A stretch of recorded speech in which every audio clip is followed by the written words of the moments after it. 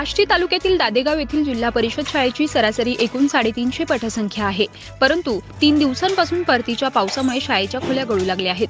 शाळा गळू लागल्याने विद्यार्थ्यांना शाळेत ज्ञानार्जन घेता येत नाही आणि बाहेर बसवलं तर पाऊस आल्यावर विद्यार्थ्यांची मोठी पंचायत होत आहे।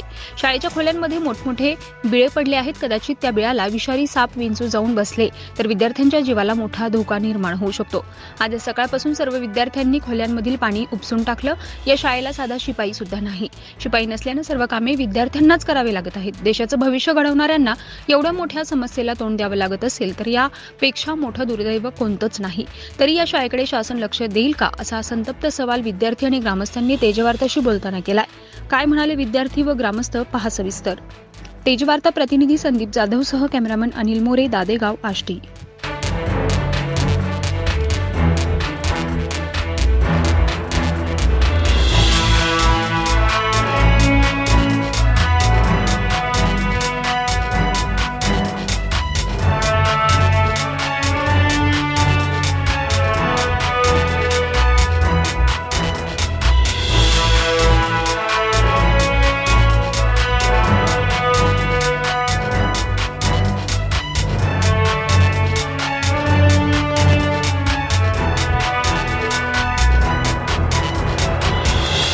सध्या आष्टी तालुक्यामध्ये परतीच्या पावसाने हाहाकार माजवला आहे। यामध्ये आष्टी तालुक्यातील विविध ठिकाणी शेतकऱ्यांचे मोठ्या प्रमाणात नुकसान झालेले आहे। त्याचबरोबर आष्टी तालुक्यातील दादेगाव या ठिकाणी आपण पाहू शकता।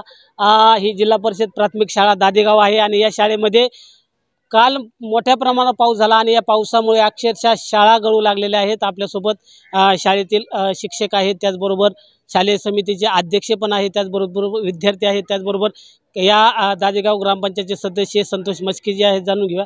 सर, काय सांगणार आहेत? काल पाऊस आला आणि पाऊस आल्यानंतर काय हाल झाले? काल आणि परवा 2 दिवस या परिसरामध्ये भरपूर अशा प्रकारचा पाऊस झाला, जेणेकरून या प्रशालेमध्ये जास्तीत जास्त या पावसानं नुकसान केलेलं दिसतंय।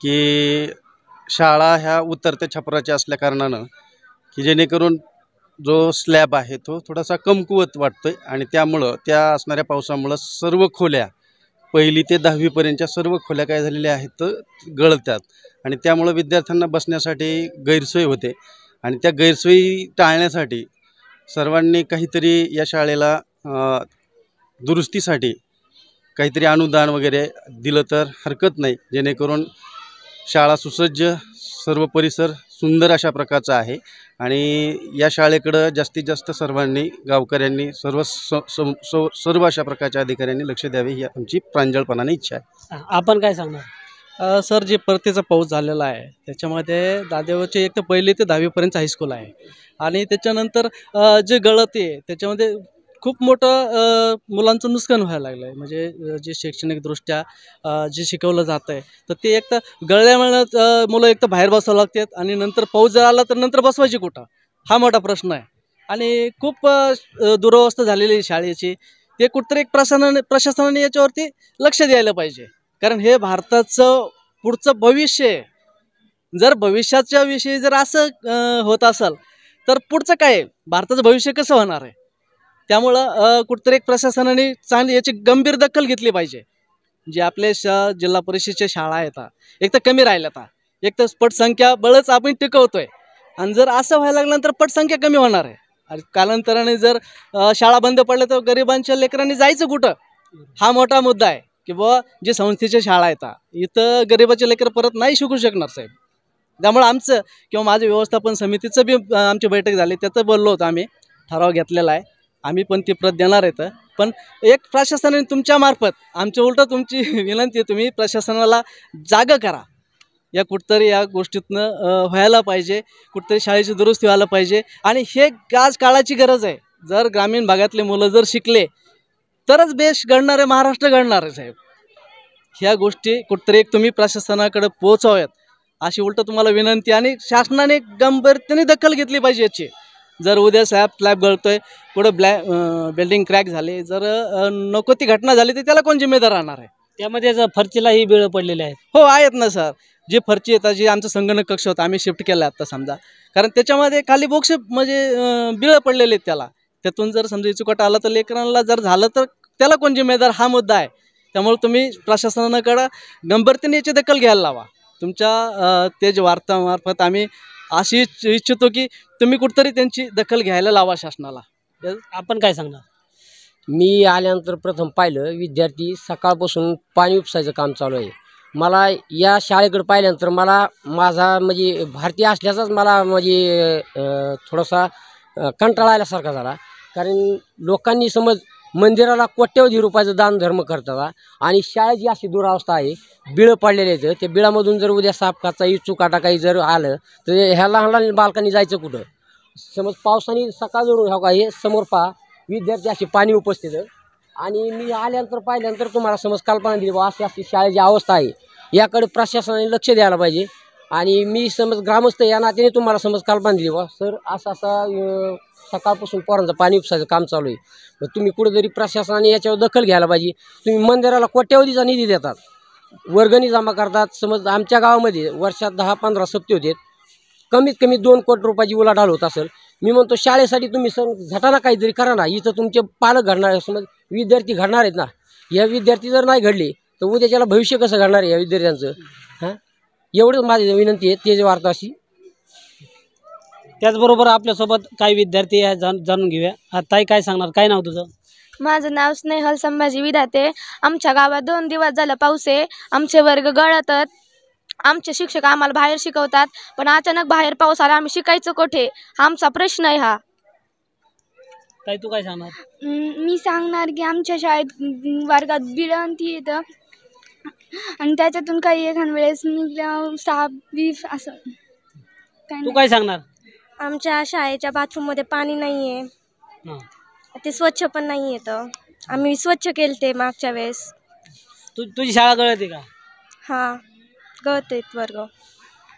माझे नाव रोहन किसन बांदल आहे. आमचे वर्ग सारे गळतात व फरच्यांना बिळं पडलेले आहेत. हा माझा. त्याचबरोबर या ठिकाणी आपण पाहू शकता की शाळा पावसामुळे गळत असल्याने विद्यार्थी बाहेर बसवलेले आहेत. या ठिकाणी आपण पाहू शकता.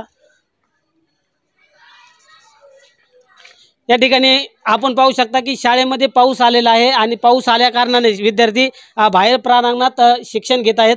या ठिकाणी सर आहेत, जाणून घेऊया. सर काय सांगणार आहात? काल पाऊस आला आणि शाळा गळाली आणि त्यामुळे आपण या ठिकाणी विद्यार्थ्यांना बाहेर बसवलेलं आहे. आता हे विद्यार्थी छोटे छोटेले आहेत, यांना बसायचं तरी कुठं? कारण की त्या खोलींच्या दुरावस्था झालेल्या आहेत. पावसामुळे पाणी पूर्ण लीक झालेलं आहे. छोट्या छोट्याले मुलं बसणार कुठं? सरांनी मग मी विनंती केली सरांना म्हणलं सर यांचं बसायचं कुठं? आम्ही आलं त्या टायमाला पाहिलं तर ते विद्यार्थी तसे पाणी उपसित येते.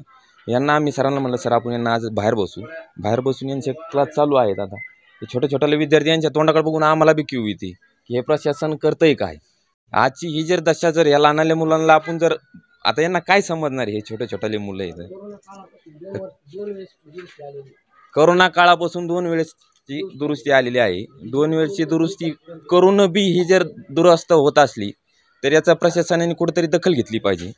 हा आमचा बोलण्याचा उद्देश आहे. आणि कृपा करून ही विनंती आहे की प्रशासनाने कुठेतरी लक्ष द्यावे यांच्याकडे.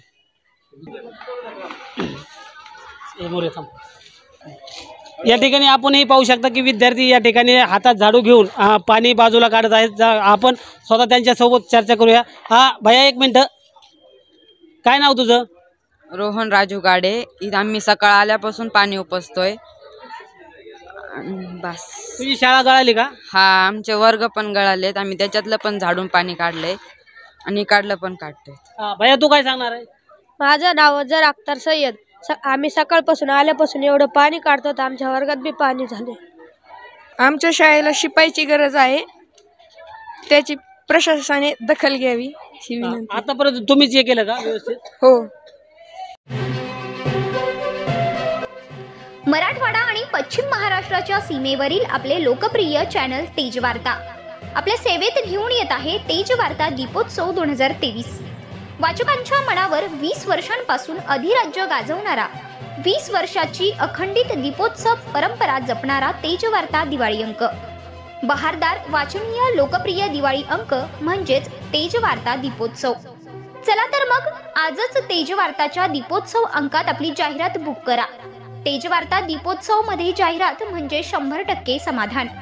यंदाचे अतिथी संपादक ज्येष्ठ पत्रकार अनिल भाऊ लगड तसेच संपादक सय्यद बबलूभाई यांच्या संकल्पनेतून तयार होत असलेला दर्जेदार वाचनीय दीपोत्सव 2023 लवकरच आपल्या भेटीला। जाहिरातींसाठी आजच आमच्या अधिकृत प्रतिनिधींशी संपर्क साधा। तेजवार्ता दीपोत्सव 2023।